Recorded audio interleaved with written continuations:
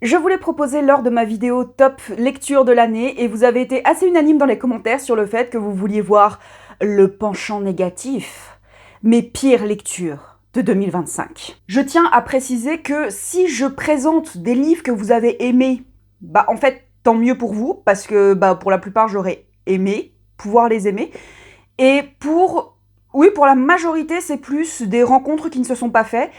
Puisque si vous me suivez, vous devez le savoir, mais je pars du principe que lors des lectures, c'est une rencontre entre un lecteur, une lectrice et un auteur ou une autrice. Et puis des fois ce moment n'arrive pas. Peut-être que j'aurais dû lire ces livres plus tôt, ou peut-être que j'aurais dû attendre avant de les lire, mais en tout cas, la rencontre ne s'est pas faite, ou c'est à moitié faite. Et quand on est passionné de lecture, je pars du principe qu'on peut aussi parler de nos déceptions, et surtout des livres que nous n'avons pas aimés, et un peu de nos coups de gueule sur le monde de l'édition, et sur le fait que certaines maisons d'édition bâclent leur travail. On va y revenir. En termes de statistiques, je vais parler de 6 livres sur 107 livres lus. Donc en soi, c'est pas beaucoup. En fait, cette année, hormis une exception, tous les autres livres, ce sont des rencontres manquées. On va commencer avec une de mes plus grosses déceptions de cette année, c'est Jouer le jeu de Fatima Das. C'est une autrice qui a fait beaucoup parler d'elle pour son premier roman, qui est autofictif, ou en tout cas qui emprunte beaucoup de sa vie réelle pour parler de la condition, de sa propre condition, de sa vie, je suppose. Je ne l'ai pas encore lu et je le dis tout de suite, je pense que je me pencherai quand même sur ce premier roman parce que j'ai beaucoup aimé la plume. Ce qui m'intéressait beaucoup plus dans Jouer le jeu, c'est que c'était plus présenté comme un roman, même si c'est très inspiré de la vie de l'autrice, et avec énormément de questionnements sur un sujet qui est très intéressant et assez complexe, c'est la discrimination positive. C'est par le biais de Kaiden que l'autrice s'interroge sur la discrimination positive, puisque Kaiden est une jeune lycéenne qui est dans une ZEP, il me semble, en tout cas un lycée qui est pas très bien fréquenté pour la plupart des gens. Un jour, elle va se faire repérer par sa professeure de français qui va lui remarquer des fortes qualités littéraires et elle va lui proposer de faire un concours d'entrée à Sciences Po, puisque dans un souci d'égalité, les lycées, ou en tout cas les établissements scolaires considérés comme zone d'éducation prioritaire, ont la possibilité d'avoir un concours d'entrée spécifique pour aller à Sciences Po. Et donc Kaiden va se poser la question de est-ce qu'elle y va parce que en même temps ça va lui permettre de changer radicalement de vie, et en même temps est-ce que c'est pas jouer le jeu du système et un jeu qu'on peut considérer comme hypocrite. La thématique m'intéressait énormément, sauf que j'ai eu cette thématique à partir de la deuxième moitié du bouquin, ce qui pour moi a été très tardif. En fait, toute la première moitié, nous suivons Kaiden avec son groupe d'amis, et en fait, c'était plutôt positif parce que d'un côté, on voit le quotidien de leur scolarité, les conflits qu'il peut y avoir entre les professeurs et les élèves, le manque de considération des uns pour les autres. C'était vraiment intéressant, et surtout la plume de Fatima Das arrive à donner vie au dialogue. Vraiment, c'était très vivant. À savoir que je l'ai lu en lecture audio, ce qui a peut-être facilité justement cette musicalité des dialogues, et il a été lu par Kaina Blada, et elle était super en termes d'interprétation. C'était super de l'écouter. J'ai été vraiment charmée par l'interprétation de cette lectrice. Mais en fait, moi j'étais là pour justement ce questionnement sur est-ce que Kaiden va jouer le jeu ou pas, justement. Et en fait ça arrivait super tardivement. Et j'ai hésité à l'abandonner, parce que ne voyant pas ces thématiques arriver, j'ai hésité.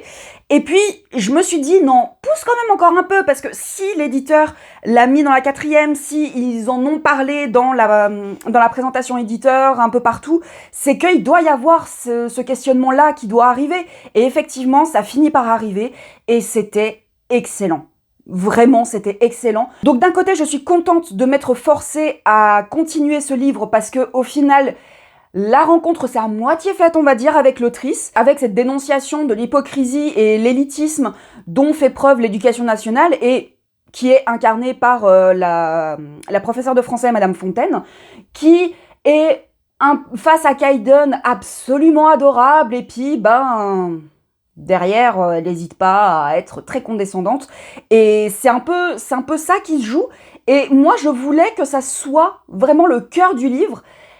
Et en fait, ça arrive après la moitié et j'ai trouvé vraiment ça dommage. En tout cas, ça ne m'empêchera pas de lire le premier roman de Fatima Das. Ensuite, la deuxième grosse déception que j'ai eue, et vous la connaissez déjà si vous suivez mes vidéos régulièrement, il s'agit des Bouchères de Sophie Demange.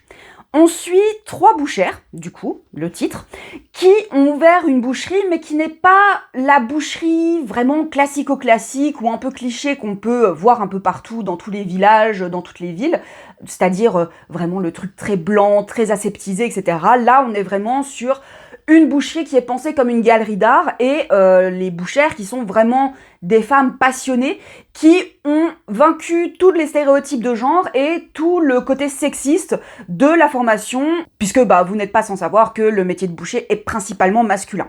Et en fait, ce qui va se jouer avec ces bouchères, c'est que dans la ville où elles sont, il y a des disparitions d'hommes. On se demande qui peut bien faire ce coup. Ah ouais, quelle déception. Je dirais que c'est un peu la même chose qu'avec Jouer le jeu, même si c'est sur des niveaux différents. En fait, les bouchères a un début effectivement assez lent, qui met du temps à se mettre en place, et par contre, à partir du moment où la boucherie ouvre, j'étais prise dedans et j'avais envie de lire de plus en lire. Et en fait, au fur et à mesure, je me suis rendu compte que la narration, ça n'accrochait pas du tout parce que il y avait des maladresses qui peuvent être mises sur le compte du premier roman, ce qui, voilà, c'est assez évident qu'il peut y avoir ce genre de maladresse. Donc, j'en veux pas tant que ça à l'autrice, surtout parce que les descriptions qu'elle fait des découpes qui sont vraiment très organiques étaient vraiment excellentes. Et je parle bien des découpes des viandes, pas des messieurs. Je m'attendais à un female rage explosif, et puis au final, malheureusement, c'est un peu retombé comme un soufflé. Mais, comme je l'ai mentionné, les descriptions de l'autrice me font dire que je surveillerai les prochaines parutions de l'autrice, parce que je pense que si on enlève ces maladresses de premier roman, ou en tout cas ces maladresses dans celui-là, je pense que ça peut donner des textes vraiment très bons. Nous arrivons au vrai polar, cette fois-ci avec Mygale de Thierry Jonquet. Petite anecdote, j'étais à la bibliothèque lorsque j'écoutais une vidéo de Sous le ciel qui parlait justement qui faisait un update lecture ou un vlog, je sais plus exactement. Mais en tout cas, elle parlait de ce livre en disant que c'était le livre qui l'avait le plus perturbé, qu'elle avait jamais lu ça de sa vie. Forcément, moi, ça m'a donné envie. Et par chance, il était disponible à la bibliothèque. Donc, vu qu'il fait 150 pages, je me suis dit, banco, je vais l'emprunter, et puis je vais le lire relativement rapidement, et passer un bon moment de lecture. Malheureusement, ça n'a pas aussi bien fait que ça. Nous suivons un couple, Richard Lafarge et Ève, qui se présentent bien. Richard adore montrer sa femme dans les dîners mondains où il est souvent convié parce que c'est un chirurgien esthétique le plus prisé de Paris. Et en fait, on se rend compte que, arrivé chez eux, en fait, Richard enferme Ève dans sa chambre le plus clair de son temps et en fait, il ne la libère que pour aller aux soirées mondaines. Se pose forcément la question de qu'est-ce que c'est que ce couple? Et surtout, quels sont leurs secrets? Qu'est-ce que Richard cache? Comme je l'ai mentionné, ce livre est très court. Il fait 150 pages, et donc vous vous doutez bien qu'il faut bien poser les bases de l'histoire, les bases de l'intrigue, des personnages, pour que le retournement de situation soit le plus spectaculaire possible. Et en fait, j'ai trouvé que le début était très nébuleux. Parce que justement, toute l'intrigue repose sur le retournement de situation, et du coup, pour éviter qu'on ne devine tous les tenants et les aboutissants de l'intrigue, j'ai eu l'impression que l'auteur faisait tout pour tout nous cacher dès le départ, et que tout arrive à partir de la page 80. Oui, moi j'ai réussi à deviner ce qui se passait à la page 80. Et en fait, je sais pas pourquoi, mais j'étais convaincue que ce livre était assez récent, alors qu'il a été écrit dans les années 80. Voilà, il y a même eu une adaptation cinématographique par Almodovar, il me semble. Et en fait, un peu tout au long de l'intrigue, je me demandais, mais les téléphones, ça existe? Est-ce que Internet existe? L'époque n'est jamais vraiment mentionnée dans le livre, et ce qui est un peu dommage du coup, puisque c'est très nébuleux pour un retournement de situation qui est certes spectaculaire, et surtout où il y a une scène juste après le retournement de situation où on est sur du body horror, clairement. Et on va dire que ce livre, justement avec ce retournement de situation, avec les personnages, avec le thème, il est très dans son jus, hein. Il est très dans son jus, parce qu'il y a des insinuations qui... aujourd'hui, ça passerait pas. Je n'en dis pas plus. Et en fait, je saurais pas vous dire pourquoi ce livre a un regain d'intérêt aujourd'hui, parce que Sous le ciel n'est pas la seule à l'avoir lu récemment, et puis j'en fais partie du coup. Mais ouais, c'est assez particulier. Ouais, c'est peut-être le retournement de situation qui fait tout, hein. Est-ce que je tenterai de lire Thierry Jonquet à nouveau ? Je ne sais pas. Peut-être si j'en ai l'occasion, peut-être s'il est à la médiathèque, peut-être, mais je pense pas que j'irai acheter spécifiquement un livre de Thierry Jonquet, sauf si, pour le coup, le résumé me donne envie. Nous arrivons dans le top 3. Je vais être honnête, pour le 3e de la liste, j'y allais de manière un peu chippie. Dans le sens où c'est une romance de Noël qui se passe en Alsace. Et ayant vécu en Alsace pendant 15 ans, on peut sentir très facilement les personnes qui fantasment Noël en Alsace. Parce que Noël en Alsace, vous le savez très certainement, mais c'est une institution. Dans tous les villages, vous avez le petit marché de Noël qui va se faire sur un week-end ou plus longtemps, et vous avez les fameux marchés de Noël de Strasbourg et de Colmar. Allez, à celui de Colmar, il est beaucoup mieux, enfin quoique. Préparez-vous quand même à être dans un bain de foule, hein. Et donc forcément, quand on a vécu dans une région où il y a une particularité un peu régionale, on peut se dire qu'il y a des gens qui vont fantasmer ce côté régional et souvent des gens qui ne vivent pas en Alsace ou dans la région en question. Et vu que j'avais eu des retours sur un autre livre qui se passait également en Alsace, vraiment écrit par une autrice qui n'habite vraiment pas en Alsace, parce que de ce qu'on m'en a dit, ça colle pas du tout, je me suis jetée sur le premier livre qui faisait mention de l'Alsace pour être un petit peu chippie. J'ai été la dinde de la farce, pour le coup, parce que je savais dans quoi je risquais d'aller. J'ai dépensé de l'argent pour ce livre qui s'appelle « Noël est une arnaque » de Tamara Baliana. Et au final, hormis quelques petits mélanges de termes alsaciens qui sont vraiment de l'ordre du détail, hein, on va pas se mentir, pour le coup, j'ai pas pu être aussi chippie que je l'aurais voulu. On va suivre Clémentine qui vient d'ouvrir un coffee shop dans un petit village alsacien. Et en fait, les affaires ne se font pas tout de suite, parce que, vous savez, l'Alsace est une région où, quand il y a des nouveautés, les gens sont pas très ouverts, hein, surtout quand c'est une personne de la France de l'intérieur. Ça, c'est un peu vrai, par contre. Mais voilà, qui ouvre son propre commerce, en plus un coffee shop, les gens connaissent pas forcément, ils sont plus habitués aux magasins traditionnels, aux boutiques traditionnelles, voilà, machin. Et en fait, il y a le marché de Noël de ce village qui se prépare. Et déjà, on lui fait déjà des réflexions sur le fait qu'elle n'a pas posé déjà les décorations alors qu'on est genre le 1er décembre. Voilà, et peut-être même plus tôt, enfin bref, peu importe.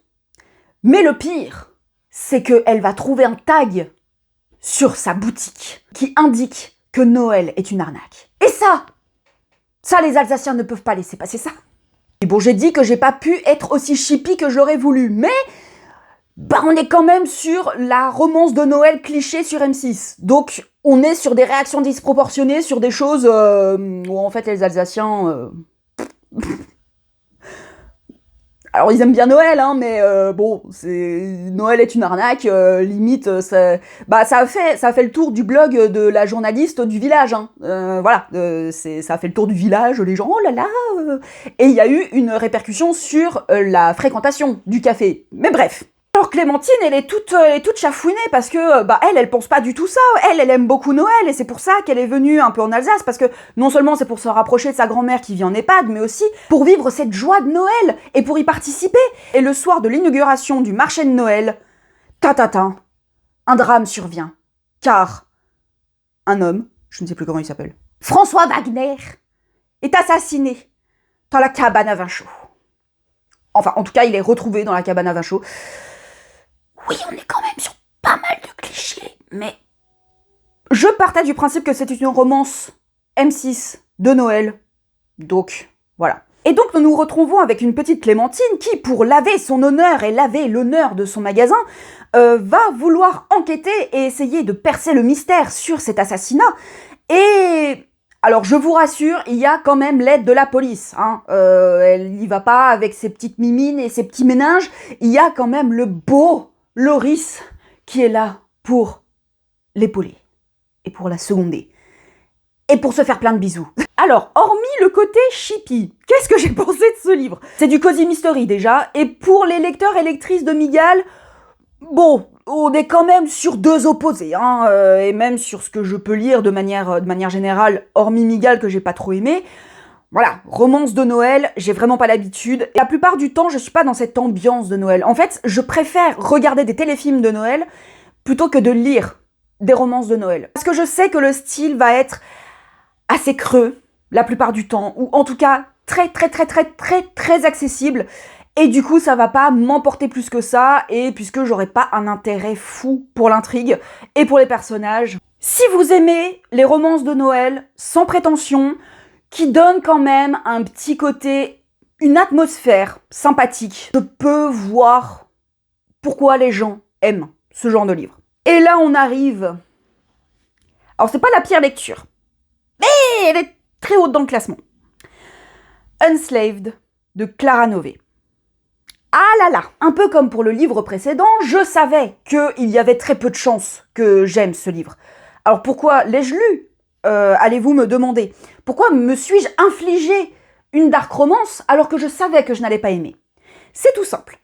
En fait, on s'est donné un petit défi avec une amie, donc la rate de bibliothèque, parce qu'elle non plus ne comprend pas l'engouement pour la dark romance, et du peu qu'elle en avait lu, voilà, ça la tentait pas plus que ça non plus, et donc on s'est donné un petit défi, c'est de lire des dark romances, déjà pour pas mourir bête et essayer de comprendre cet engouement, et en plus, on s'annotait les livres pour que ce soit un peu rigolo quand même. Du coup, moi, je devrais lire celui-là. Parce que Nina l'a lu, elle l'a même chroniqué sur sa chaîne TikTok, donc si vous avez envie d'aller voir ce qu'elle en pense, n'hésitez pas. Et pourquoi ai-je choisi Unslaved?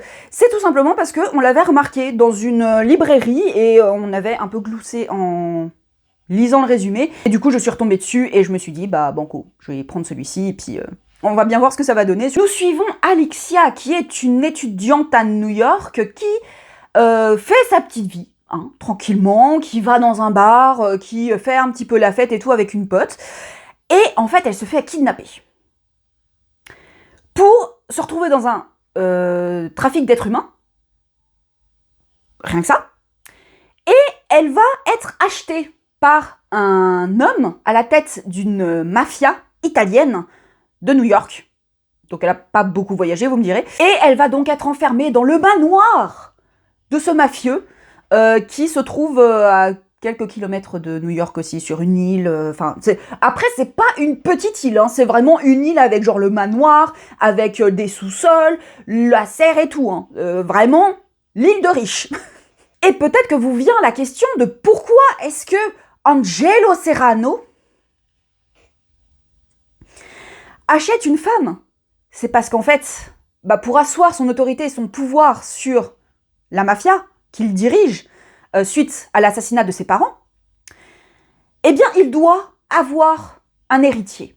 Un héritier, bien évidemment. Sauf qu'il a une cicatrice qui marque son visage, et pour lui, il estime qu'il fait trop peur aux femmes, et du coup, il ne pourra jamais trouver une femme qui voudra bien de lui. Et du coup, il se dit que la meilleure des solutions, c'est d'acheter une femme et de s'en servir comme d'un utérus portatif. On va dire ça comme ça. Bon, on va passer sur les évidences. Relation toxique. Scène de V aussi. Là où j'ai eu pas mal de mal parce que c'est jamais vraiment mentionné que ce sont des scènes de V, hormis par la protagoniste. Donc au moins elle a la conscience qu'elle se fait V, mais l'homme non. Non. Donc déjà par principe, moi j'ai du mal dans justement le fait de romantiser ce genre de relation toxique. Je l'ai lu vers le mois d'avril, quelque chose comme ça. Les mois ont passé, j'ai pris du recul, même si je suis toujours aussi énervée sur la maison d'édition qui, à mon sens, à mon avis, qui n'a l'importance que celle que vous lui donnez, prend les lecteurs et lectrices pour des pigeons. Voilà. Parce que le travail éditorial n'est absolument pas présent. C'est le deuxième livre de cette maison d'édition que je lis, le premier étant Captive. Voilà. Et en fait, dans Unslaved, j'ai retrouvé la plupart du manque de travail éditorial que j'avais déjà remarqué dans Captive. C'est-à-dire qu'on a presque un premier jet. On a presque un premier jet qui est vendu 10 euros. Je vais arrondir à 10 euros pour le poche et qui a été vendu à 20 en grand format. Il y a des moments dans l'intrigue où des personnages font des révélations qui devraient avoir un impact sur l'intrigue. En fait, le chapitre d'après, on n'en entend plus parler. Il y a un manque de technique qui aurait pu être facilement corrigé. Par exemple, il n'y a pas de grands moments de discussion entre certains personnages, parce qu'au vu de l'importance qu'a la mort des parents dans l'intrigue, en fait, il aurait fallu avoir quand même beaucoup plus de grandes discussions entre les personnages qui sont un peu les rouages de cette intrigue. En fait, il y a des moments dans l'intrigue où ça donnait vraiment l'impression que l'autrice a eu l'idée à ce moment-là, donc elle a écrit cette idée, et c'est pas forcément développé par la suite. Et comme dit, là, je n'en veux pas à l'autrice, parce que l'autrice a fait son travail. Pour moi, c'est plus la maison d'édition qui pêche, parce que ils auraient pu lui demander de refaire un passage et de mentionner certaines choses qui vont arriver par la suite. Ce qu'il y a aussi, c'est un manque de recherche flagrant sur le milieu de la mafia. Est-ce que les gens font un CAP mafia? Peut-être. En tout cas, dans Unslaved et Captive, il y a un manque cruel de renseignements et de recherche sur tout ce qui concerne la mafia. La police, là, pour le coup, elle n'est pas présente du tout. Elle est peut-être mentionnée. Ce qui aurait pu être facilement corrigé également, les répétitions. Dans Captive, c'était le mot psychopathe que je ne pouvais plus voir en peinture.